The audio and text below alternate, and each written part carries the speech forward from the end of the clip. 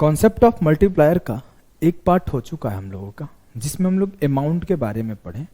अभी हम लोग पढ़ेंगे कॉन्सेप्ट ऑफ मल्टीप्लायर में इंटरेस्ट के ऊपर क्या इम्पैक्ट पड़ता है, क्या चेंज आता है। चलो वही एग्जाम्पल से शुरू करते हैं कि अगर मेरे पास 10,000 रुपये है, 10% पर लगाया तो मुझे 1,000 का क्या मिलेगा मेरे लाल? इंटरेस्ट। कोई सोच रहा होगा लगातार सर क्लास शूट किया जा रहा है। नहीं नहीं, बीच में ब्रेक लेता हूँ, खाना वाना खा लेता हूँ, अभी खाना खा के आ रहा हूँ। तो 10,000 के वो 10%, तो ये 11,000 होगा। फिर इस पे 10% का ब्याज मिला 1,100 का, तो ये 12,100 का होगा। इस पे फिर से 10% का ब्याज मिला 1,210 का, तो ये 13,310 होगा। इस पे फिर से 10% का ब्याज मिला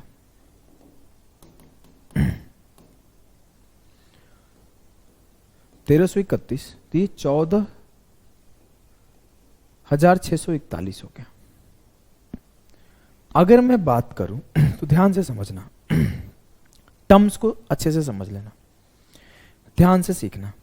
हम लोग इसके पहले क्या बात की थे, याद है ना? हाँ सर याद है। कि देखो एक बार रिवीजन करवा दे रहा हूं।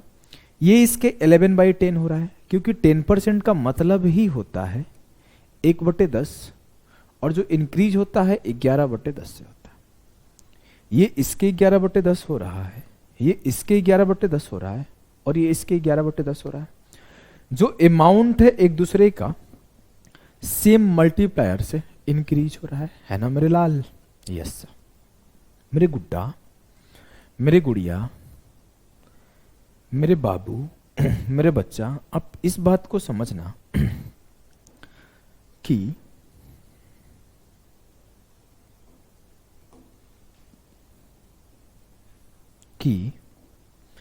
अगर मैं सर इंटरेस्ट पे फोकस करूं, ये 1,000 से 1,100 हुआ, ये 1,100 से 1,210 हुआ। मैं एक काम करता हूं, इस 1,331 को नीचे लिखता हूं।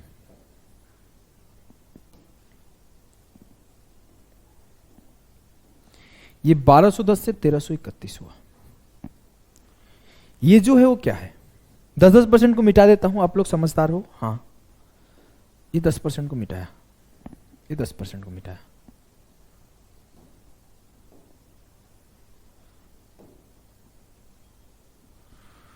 अगर मैं बोलूं ये 1,000 क्या है, ये जो 1,000 है ना मेरे लाल, ये है इंटरेस्ट ऑफ फर्स्ट ईयर,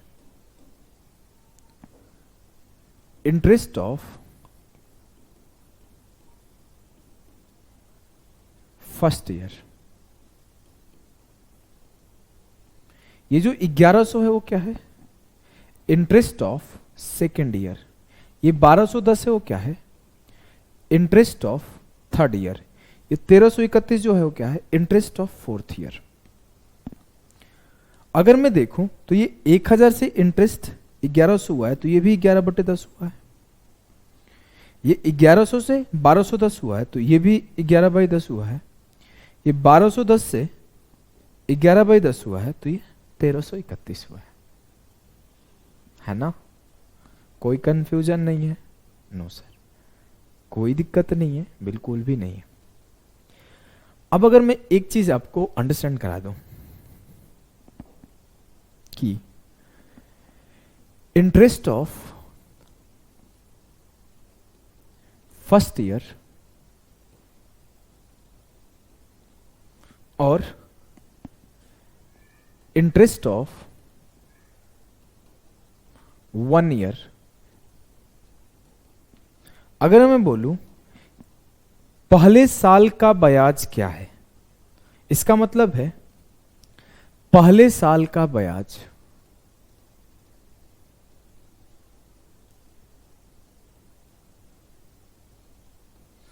इसका मतलब है 1 साल का ब्याज।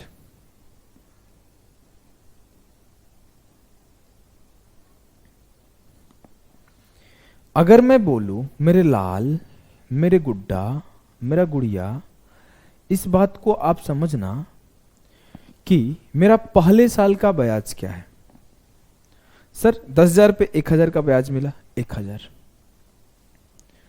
और 1 साल का ब्याज क्या है, तो 10,000 पर 1,000 का ब्याज मिला, 1,000। प्रॉब्लम कहां से शुरू होता है, ध्यान से समझना। मैं एक स्टेटमेंट जारी करूं कि इंटरेस्ट ऑफ सेकेंड ईयर, दूसरे साल का ब्याज क्या है। जैसे ये बात बोला कि इंटरेस्ट ऑफ सेकेंड ईयर, तो मेरा जवाब आएगा कि जो सेकेंड ईयर का इंटरेस्ट है ना वो 1100 है। इस 1,000 का 11/10 1100 है। लेकिन जब मैं अगर ये स्टेटमेंट दे रहा हूं कि इंटरेस्ट ऑफ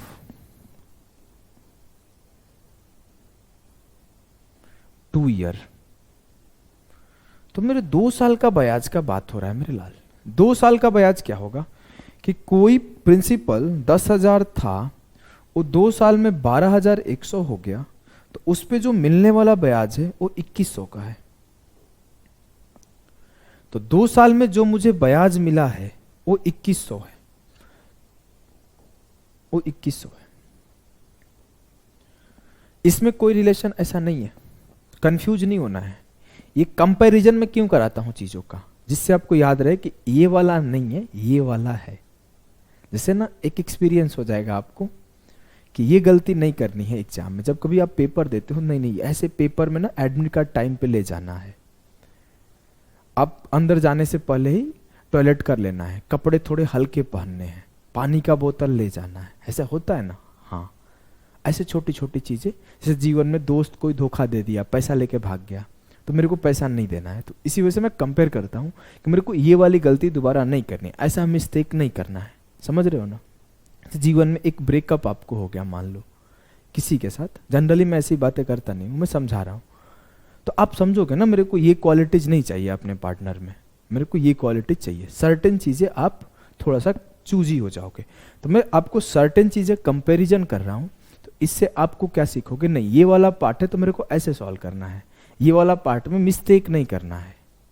क्लियर है ना। हाँ, अब मैं दिखाता हूं आपको। जब मैं बात किया इंटरेस्ट ऑफ 3 इयर्स, तो 3 साल का इंटरेस्ट का बात करूंगा, तो ये 10,000 का अमाउंट 13,310 हो गया, 3,310 का बढ़ोतरी है 3 साल में। तो 3 साल में बढ़ने वाला जो ब्याज है ना, 3 साल का ब्याज है वो 3,310 है। लेकिन अगर मैं बात करूं कि इंटरेस्ट ऑफ थर्ड ईयर क्या है, तो आप सीधे बोलोगे फिर से 11/10 हो जाएगा, 1,210। मैं बोलूं इंटरेस्ट ऑफ फोर्थ ईयर क्या है, तो आप बोलोगे फिर से 11/10 हो जाएगा, 1,331। इस चीज को आप समझ पा रहे हो क्या? जी सर। ये गलती कहां होता है ये भी आप समझ गए। अगर मैं बोलूं इंटरेस्ट ऑफ 4 ईयर क्या होगा, तो आप बोलोगे 4,641, 4,641। तो ये टर्म और ये टर्म दोनों में डिफरेंस समझ गए। हाँ, हम लोग आज इस टर्म पे बात कर रहे हैं, इस टर्म पे भी बात करेंगे, अभी छोड़ देंगे, इस क्लास में नहीं बात होगा। हम लोग इस पे फोकस कर रहे हैं कि अगर आपसे कोई बोले कि इंटरेस्ट ऑफ फर्स्ट ईयर और इंटरेस्ट ऑफ सेकेंड ईयर का रेशियो क्या होगा, तो आप बोलोगे 10:11। अगर कोई बोले कि इंटरेस्ट ऑफ सेकेंड ईयर और इंटरेस्ट ऑफ थर्ड ईयर का रेशियो क्या होगा, तो आप बोलोगे फिर से 10:11। अगर कोई पूछे कि इंटरेस्ट ऑफ थर्ड ईयर और इंटरेस्ट ऑफ फोर्थ ईयर का रेशियो क्या होगा, तो आप बोलोगे 10:11। अगर मैं इस टर्म को कुछ यूं बोलूं कि इंटरेस्ट ऑफ 1 ईयर और इंटरेस्ट ऑफ थर्ड ईयर का रेशियो क्या होगा, तो आप करोगे क्या, सर इन दोनों को मर्ज कर देते हैं। तो मर्ज कैसे करोगे, इस I2 को बराबर कर लोगे, या फिर आपको जो सिखाया हूं कि I1 ratio, I2 ratio, I3 लिखना है। ये 10:11 है, ये 10:11 है।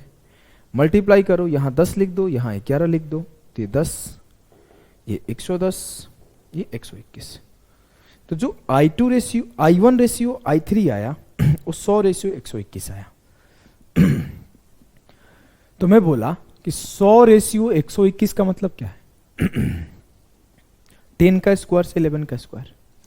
इट मीन्स कि अगर रेट परसेंट मेरा 10% है और फर्स्ट ईयर से थर्ड ईयर का इंटरेस्ट बताना है, तो मेरे को ज्यादा सोचना नहीं है। इन दोनों में कितने का गैप है? 2 का। तो 10 के स्क्वायर से 11 का स्क्वायर। अगर मेरे से कोई बोले इंटरेस्ट ऑफ थर्ड ईयर और इंटरेस्ट ऑफ 7 ईयर क्या होगा, तो मैं बोलूंगा 10 से 11 तो होगा, और इन दोनों में 4 का गैप है, तो इन दोनों का जो रेशियो होगा ये होगा। कल को सवाल मेरे से ऐसे पूछ दिया जाए कि interest of 15 year ratio interest of 23rd year बताइए, अगर रेट ऑफ इंटरेस्ट 5% है। चलिए सॉल्व करिए। Interest of 5th year ratio interest of 8th year बताइए, अगर रेट ऑफ इंटरेस्ट 15% है। इंटरेस्ट ऑफ 237 ईयर और इंटरेस्ट ऑफ 256 ईयर बताइए, अगर रेट आपका 20% है। तो कुछ नहीं करना है सर। ये क्या है? 5% का मतलब होता है 1/20। तो जो रेशियो होगा 20 से 21 का होगा, लेकिन जो इनके बीच का गैप है वो इनके पावर में हो जाएगा। मैं किसी भी ईयर का रेशियो निकाल सकता हूं ब्याज का। कॉन्सेप्ट मेरा क्लियर है, कॉन्सेप्ट मेरा क्लियर है। 15% का मतलब होता है 3/20। तो 20 से 23 का रेशियो होगा, लेकिन ये 3 का इंक्रीजिंग है, तो 3 इसके पावर में हो जाएगा। 20% का मतलब होता है 1/5। तो ये 5 से 6 का रेशियो है। इनके बीच का गैप कितने का है? 16 से 7 गया 9, 4 से 3 गया 1। ये जो 237वां साल और 256वां साल का ब्याज का रेशियो होगा, वो आपका 5⁻19 से 6⁻19 होगा। एकदम क्लियर है, हमको कोई कंफ्यूजन नहीं है। कंपेयर करना है तो यहां से भी कंपेयर कर सकते हो। देखो, चलो इसको मिटाता नहीं हूं, नोट्स में रहेगा आपके। अगर मैं बोलूं कि इंटरेस्ट ऑफ 2nd ईयर और इंटरेस्ट ऑफ 4th ईयर क्या है, रेशियो देख लो। 1100 रेशियो 1331, काट दिया 10 के स्क्वायर से 11 का स्क्वायर।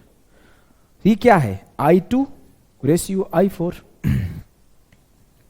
क्लियर है? Yes sir. Farhan Akhtar type आवाज हो गया यार, क्लियर है। चलिए सवालों को सॉल्व करते हैं। ऐसे सवाल आते हैं तो लोगों की खटिया हिल जाती है। सवाल है चेंज इन इंटरेस्ट, इस टाइप के सवाल है।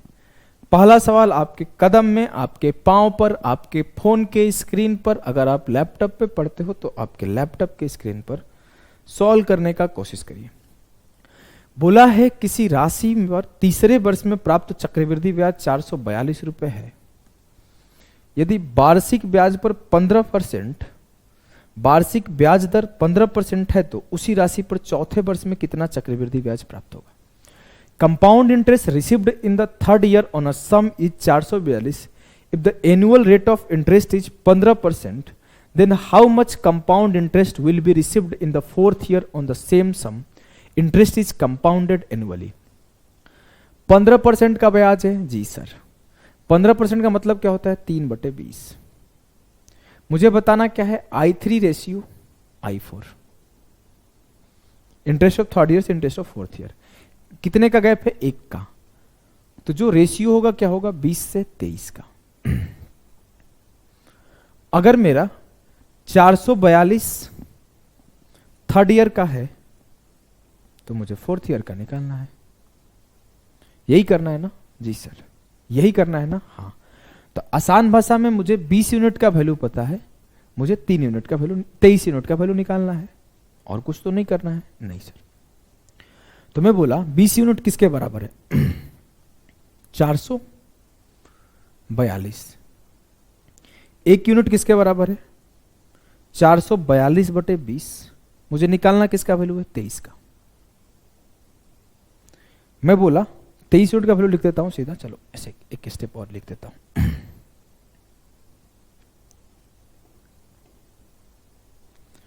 442 अपॉन 20 इंटू 23, 2 से काट देते हैं। 23 से कम 23 का 3, यूनिट डिजिट नहीं हो पाएगा। 23 दूना 46, लग तो रहा है ये आंसर होगा। 23 से कम 23 का 3, 23 दूना 46 और 2 48, 4 बचा। 23 दूना 46 4, 23 से कम 23 का 3, 23 दूना 46 और 2 48 का 8, 4 बचा। 23 दूना 40 और 4 50, 508.3 आ रहा है यार। अच्छा है इधर देखो 508.3। क्लियर है जी सर?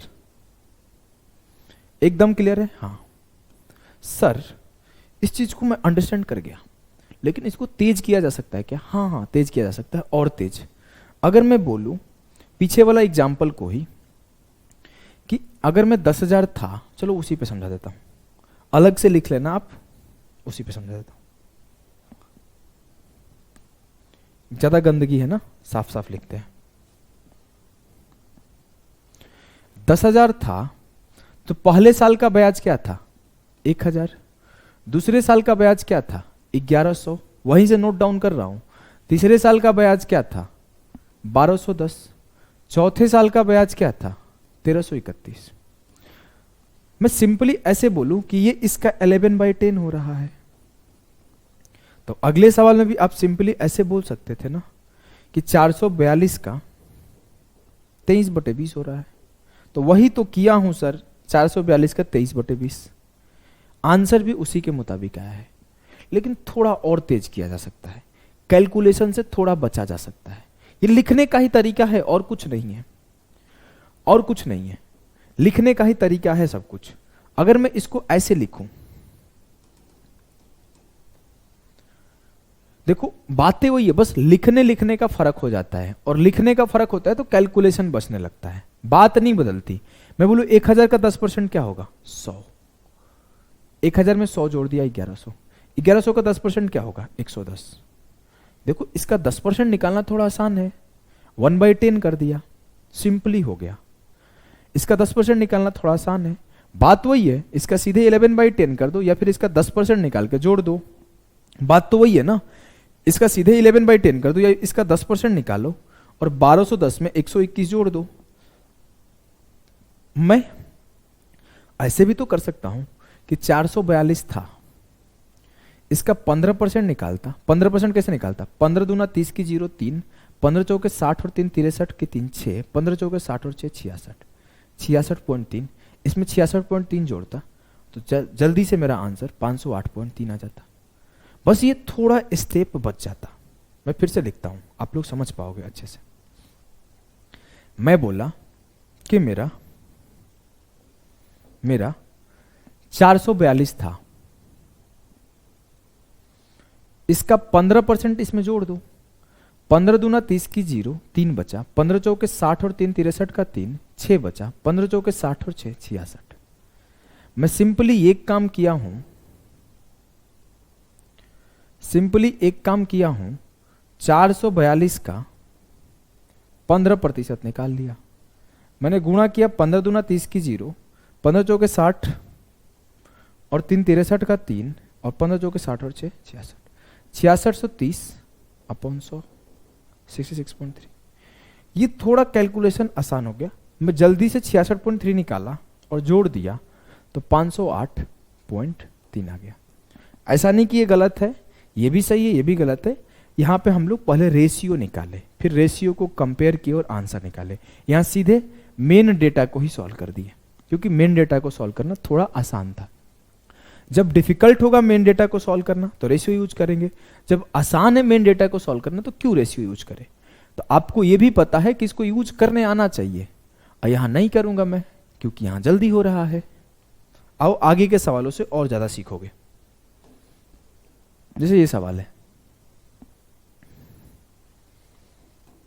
ये बोला है कि if the compound interest for third year is 1,000 at 10% per annum compounded annually, find the compound interest for 7th year। 7वें साल का ब्याज बताइए अगर तीसरे साल का ब्याज 1,000 है। I3 आपको पता है, I7 आपसे पूछा है। 10% है तो 10 से 11 होगा, 10 के पावर 4 से 11 के पावर 4 होगा। जी सर, 10 के पावर 4 का मतलब क्या है? 10,000। 11 के पावर 4 के मतलब क्या है? 14641। 10,000 बराबर है किसके? 1,000 के, मतलब 1/10 हो रहा है, तो ये भी 1/10 हो जाएगा। तो जो आपका 7th ईयर का ब्याज आएगा वो 1464.10 होगा। क्लियर है? क्लियर है? यस सर, आसान था ना? हाँ, चलो ये सवाल है आपका कि 13वें साल का कंपाउंड इंटरेस्ट 1024 है, तो 10वें साल का कंपाउंड इंटरेस्ट बताइए। अगर रेट ऑफ इंटरेस्ट 14.2/7% है, I10 10th year, I13 13th year, मेरे से बोला गया 14 से ही 2/7% है, तो 14 से ही 2/7% का मतलब होता है 1/7। तो ये 7 से 8 होगा, लेकिन 3 का गैप है, तो 7 के क्यूब से 8 का क्यूब होगा। 8 का क्यूब 512, 7 का क्यूब 343, 512 यूनिट का वैल्यू दिया हुआ है। इट मीन्स 13th ईयर का CI दिया हुआ है 1024, तो 512 यूनिट बराबर है 1024, मतलब ये 2 गुना हो रहा है। 1 यूनिट बराबर है 2 के, तो 343 यूनिट बराबर होगा 343 इंटू 2, 686। क्लियर है? यस सर, एकदम क्लियर है, मुझे कोई दिक्कत नहीं है। आइए नेक्स्ट सवाल को देखते हैं। नेक्स्ट सवाल आपका शायद MTS एग्जाम का आया हुआ है, जितना मेरे को ध्यान है MTS का पर CGL का। If the rate of interest is 20% per annum, थोड़ा सा इधर कर देता हूं, compounded yearly and the interest on a certain sum in the second year is 250, then what will be the interest on the same sum on the 5th year? आपसे बोला गया है कि 20% रेट ऑफ इंटरेस्ट है। 20% का मतलब क्या होता है? 1/5।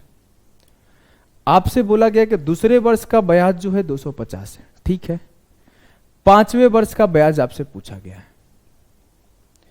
5 से 6 होगा। जी सर, 3 का गैप है, 3 क्यूब कर दो। 5 का क्यूब कितना होता है? 125। 6 का क्यूब कितना होता है? 216। 125 यूनिट किसके बराबर? 250। 2 गुना हो रहा है, 216 यूनिट भी 2 गुना हो जाएगा, तो उत्तर आपका होगा 432। क्लियर?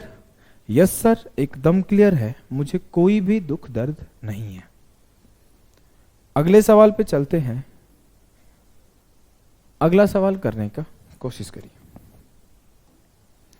बोला है कि the rate of annual interest compounded on any amount is 1320 for the second year and 1452 for the third year.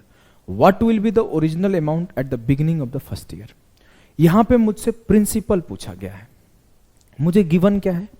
मुझे गिवन है कि जो सेकेंड ईयर का इंटरेस्ट है और जो थर्ड ईयर का इंटरेस्ट है वो 1320 और 1452 है। मैं अगर इनका रेशियो ले लूं तो सिंपली दिख रहा है 132 से ये 11 बार कट रहा है, तो ये 10:11 है। काट के देख लो, 1452 एक बार 11 से, एक बार 12 से कटेगा। 12 एकम 12, 12 दूना 24, 12 एकम 12, 12 एकम 12, 12 एकम 12, 11 से काटा, 11 एकम 11, 11 एकम 11 है ना, 11/10, तो 10 से 11 हो रहा है। हाँ, अगर मैं बोलूं I2 से I3 10 से 11 हुआ होगा, तो I1 से I2 भी 10 से 11 हुआ होगा। हाँ सर, तो मैं ये बोल सकता हूं कि जो मेरा 11 यूनिट है वो 1320 है, तो जो 10 यूनिट होगा वो क्या होगा? 1200। 11 यूनिट बराबर है 1320, तो 1 यूनिट बराबर है 120, तो 10 यूनिट बराबर है 1200। ठीक ठीक। अब ये क्या है? ये पहले साल का ब्याज है 1200। पहले साल का ब्याज किसके ऊपर? प्रिंसिपल के ऊपर। प्रिंसिपल ही निकालना है तो निकाल दो। मान लेता हूं प्रिंसिपल P है, तो P का जो 10% है, सर 10% कहां से आया? अरे मेरे लाल 10% ही तो रेट ऑफ इंटरेस्ट है। हाँ, क्योंकि ये 1 कर दो, 10 के ऊपर 1 का इंक्रीज है, तो 1/10 का मतलब तो 10% होता है। हाँ, जो P का 1/10 है, मतलब जो P के ऊपर ब्याज है वो आपका 1200 है, तो जो प्रिंसिपल होगा वो 12,000 होगा। या फिर ऐसे बोल सकते हो कि 10% का वैल्यू 1200 है, तो 100% का वैल्यू 12,000 होगा। बतिया तो वह हुआ ना मेरे लाल, कोई कष्ट नो सा, इजीली हो गया जी सा। पेपर का वो सवाल है, CGL का। चलो इसको करो। सवाल ये है कि the compound interest for 3rd and 4th year on a certain sum are 2880 and 3456 respectively. तीसरे और चौथे वर्ष के लिए चक्रवृद्धि ब्याज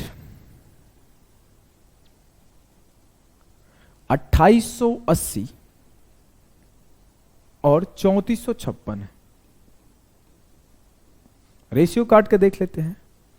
16 से काटा 16 कम 16, 16 दूना 16 कम 16, 16 8 128। इसको 16 से काटा 16 दूना 32, 2 बचा 16 कम 16, 16 दूना 32, 16 छक्के 96।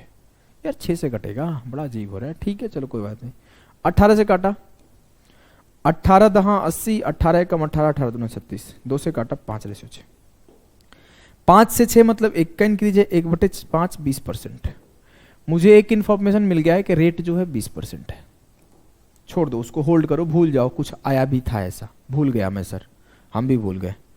मुझे ये पता चला कि जो 3rd ईयर का इंटरेस्ट है और जो 4th ईयर का इंटरेस्ट है, इनका जो रेशियो है ना वो 5:6 है।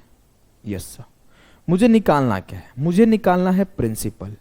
उसके लिए क्या निकालते हैं सर? चलते हैं हम लोग पहले साल के ब्याज पर। पहले साल के ब्याज पर कैसे जाएंगे? तो मैं बोला मेरा I1 रेशियो I3 क्या होगा? सर 5:6 तो 1 साल के लिए होता है, लेकिन यहां पे 2 का गैप है 1 और 3 में, तो ये 5 का स्क्वायर से 6 का स्क्वायर होगा। तो मुझे I1 रेशियो I3 मिला 25:36। 36 बराबर है 2880 के, तो 25 किसके बराबर होगा? 2000। ये कैसे हुआ? 6 का स्क्वायर 36 बराबर है 288 पर 1 0, तो 36 8 है 288, तो 25 यूनिट बराबर होगा 25 × 80 2000। Yes sir.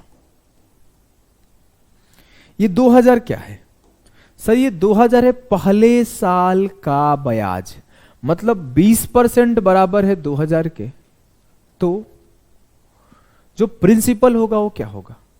सर जो प्रिंसिपल होता है ना वो होता है 100%, तो 20% बराबर है 2000। सर प्रिंसिपल निकालने की जरूरत है क्या? नहीं, बिना निकाले आंसर आ जाएगा। हाँ चलो निकाल लेते हैं। अगर मुझसे पूछा गया कि प्रिंसिपल क्या होगा तो 10,000, लेकिन मुझे प्रिंसिपल तो निकालना नहीं था। मुझे निकालना था कि उसी सम पर सेम रेट पर, मतलब 20% पर, और इस 10,000 रुपए पर, जो कि 10,000 पता नहीं था, 8 साल के लिए क्या ब्याज आएगा। तो 20% से 8 साल के लिए 20 8 है 160, 160% का ब्याज आएगा। तो सिंपल यहां से कर देते कि 20% का वैल्यू 2000 था, तो 160% 8 गुना कर दिया 16,000। आप इसका भी 160% निकालोगे तो 16,000 ही आएगा, क्योंकि प्रिंसिपल का R × T% होता है आपका SI, R × T% SI होता है। क्लियर है जी सर। नेक्स्ट क्वेश्चन पे चलते हैं।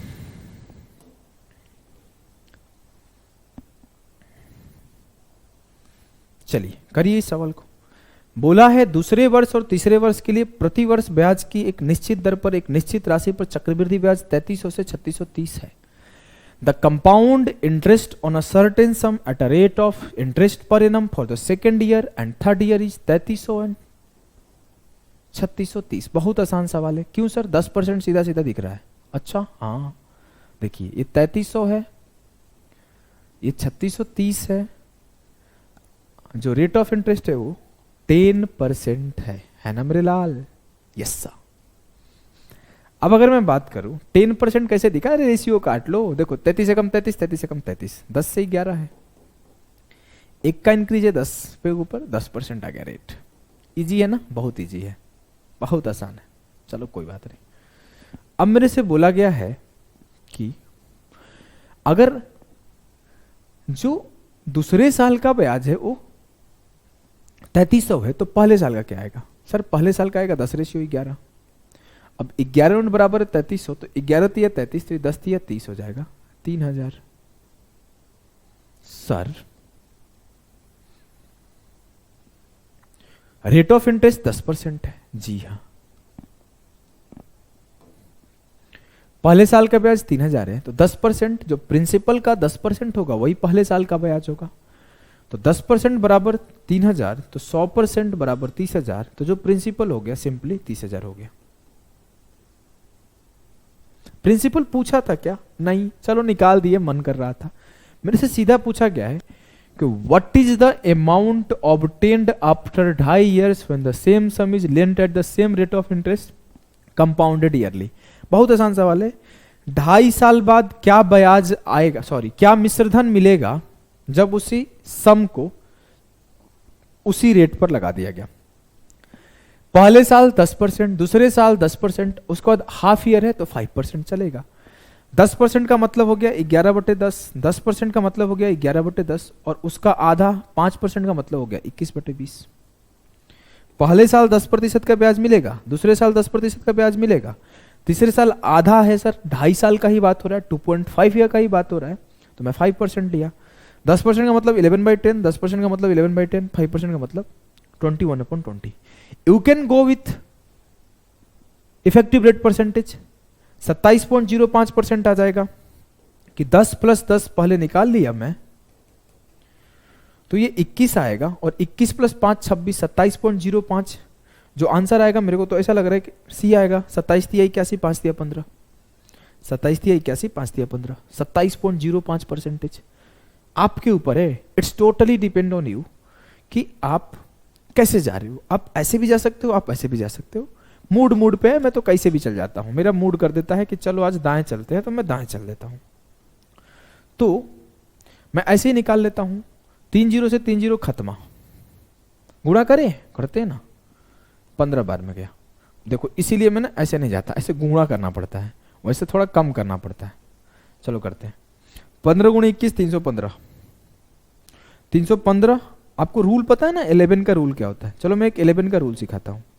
देखो 11 से इसमें करना है ना, तो कैसे करोगे? 5 में 1 जोड़ दिया 6, 1 में 3 जोड़ दिया 4, और 3 का 3, 1 11 से मल्टीप्लाई हो गया। अब इससे 11 से करना है तो 5 में छोड़ दिया 6, 5 और 6 11 का 1, कितना बचा? 1, 6 और 4 10, 11, 6 4 10 मिलता, लेकिन यहाँ 1 बच गया था, तो 10 1 11 का 1, 4 3 7 होता, लेकिन 1 बच गया है, तो 7 1 8, और 3 की 3, 38 115 सही उत्तर। Clear? Yes sir. Next question को देखें। जी सर। आइए अगले सवाल को करते हैं, करने का कोशिश करना। बोला है 4000 रुपए की राशि को 10% प्रति वर्ष के दर पर उधार दिया जाता है, ब्याज वार्षिक रूप से संयोजित है, तो second year and third year का डिफरेंस बताइए। ये नहीं बोला है कि 2 ईयर और 3 ईयर का डिफरेंस बताइए, सेकेंड ईयर और थर्ड ईयर का डिफरेंस बताइए। मैं बोला मेरे पास 4000 रुपए है, sum of Rs 4000 is lent at 10% per annum. मैं पहले साल का ब्याज निकालू तो क्या होगा? इसका 10% सिंपली हो जाएगा सर 400। ये मेरा क्या है? फर्स्ट ईयर का है। I1 लिख देता हूं सिंपली। अब मैं बोलूं जो मेरा सेकेंड ईयर होगा वो क्या होगा? सर इस पे 10% बढ़ा दो, 40 बढ़ा दिया तो 440 हो गया। ये सेकेंड ईयर का हुआ। अब मेरा थर्ड ईयर का क्या होगा? सर इस पे 10% बढ़ा दो, प्लस का 44, 484 हुआ। सर मेरे को थर्ड ईयर निकालने की जरूरत थी क्या? नहीं, मुझे तो ये निकालना था कि डिफरेंस क्या होगा, और जो सेकेंड ईयर के ऊपर जो एक्स्ट्रा इंटरेस्ट होगा वही डिफरेंस होगा।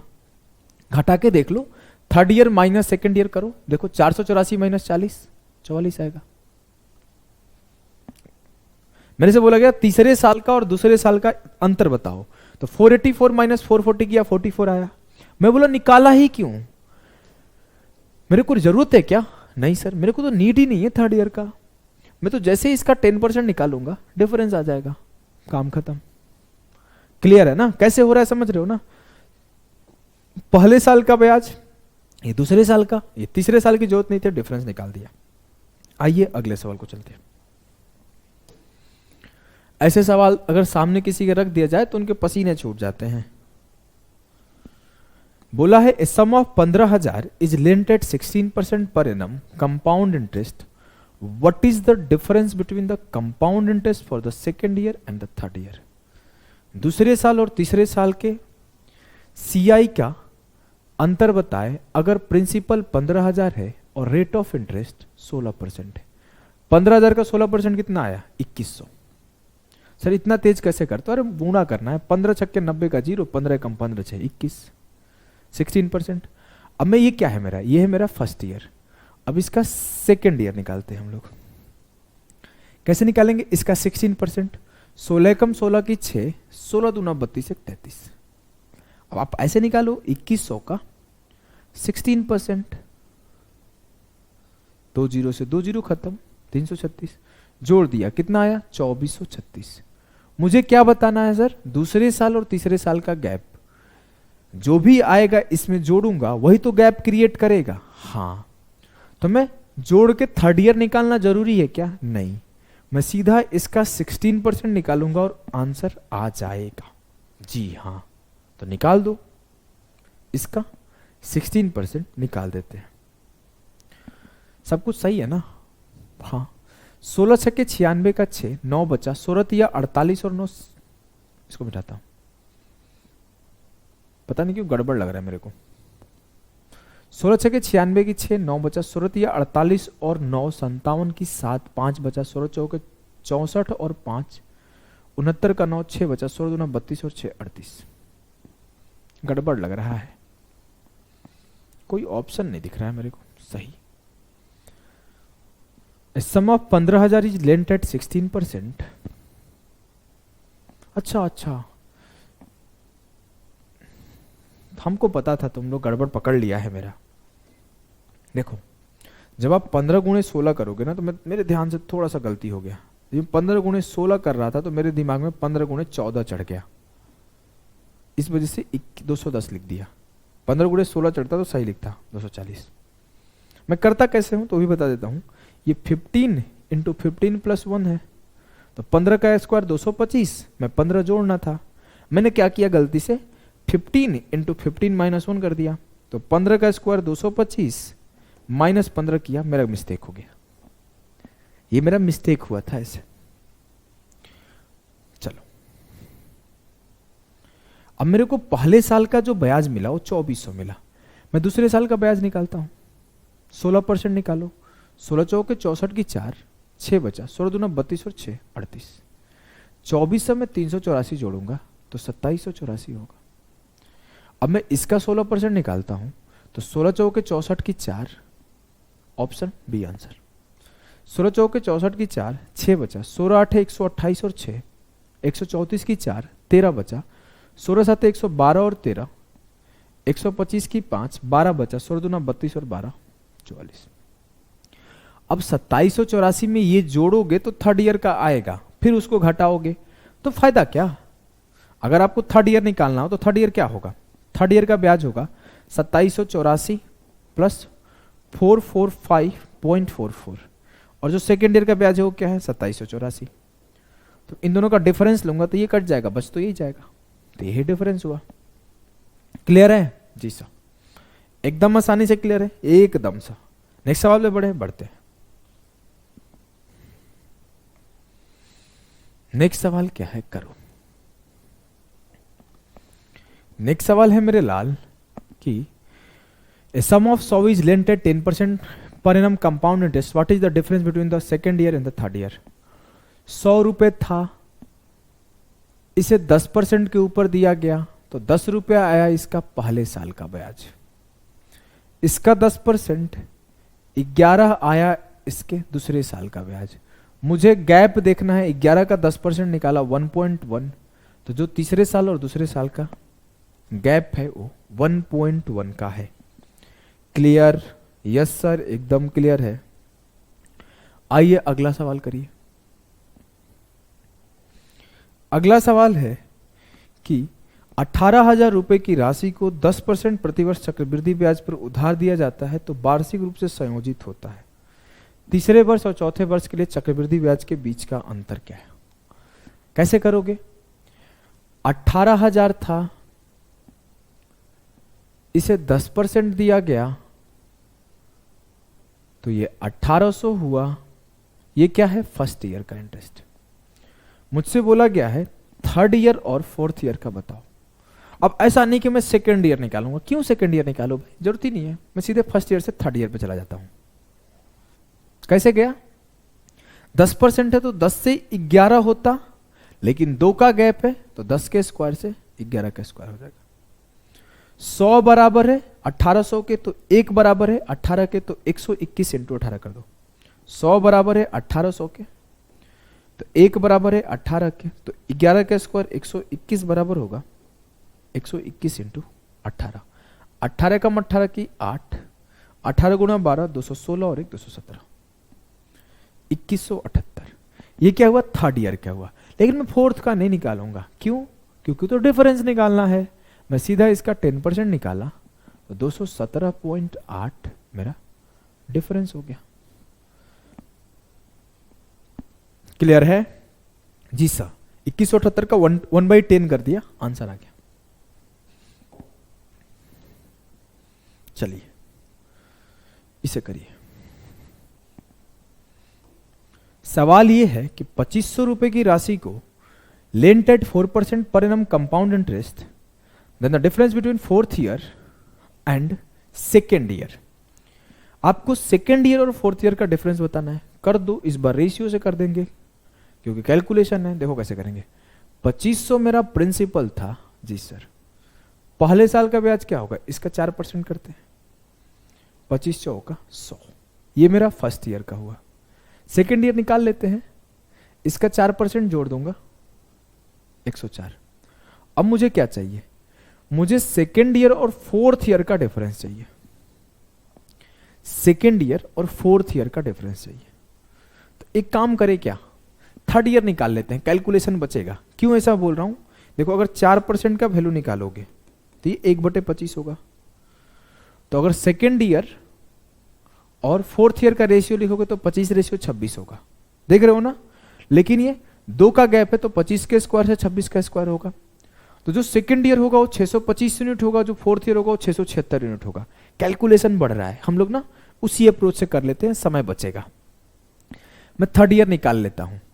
इसका 4% क्या होगा? 4 चौके 16, 10 चौके 40 एक 41, 4.16 होगा।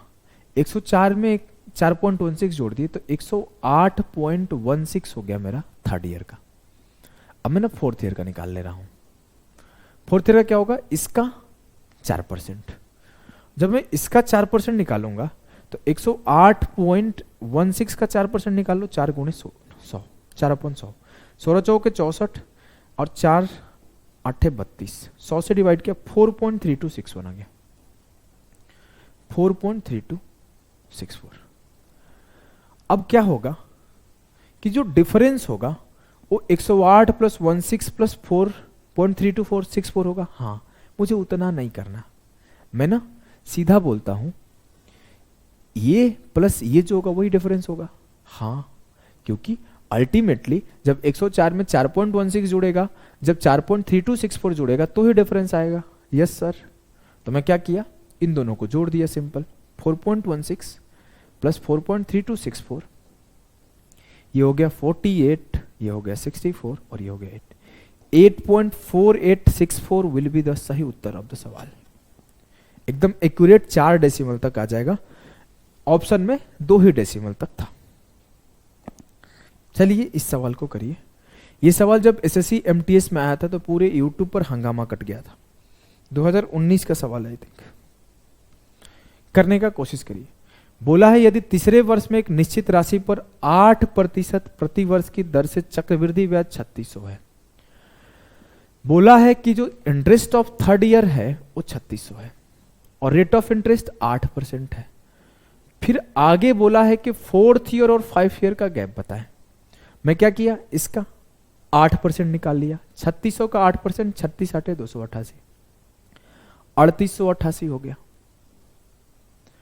अब मेरे को इन दोनों का गैप बताना है. सिंपली मैं क्या करूंगा, इसका 8% निकाल दूंगा. 8 8 64 की 4, 6 बचा. 8 8 64 और 6, 70 की 0, 7 बचा. 8 8 64 और 7, 71 का 1, 7 बचा. 8 3 24 और 7 31. 311.04 जो होगा डिफरेंस ऑफ 5th ईयर और 4th ईयर होगा. क्लियर है? एकदम क्लियर है सर. मुझे किसी भी तरीके का कोई भी कंफ्यूजन नहीं है.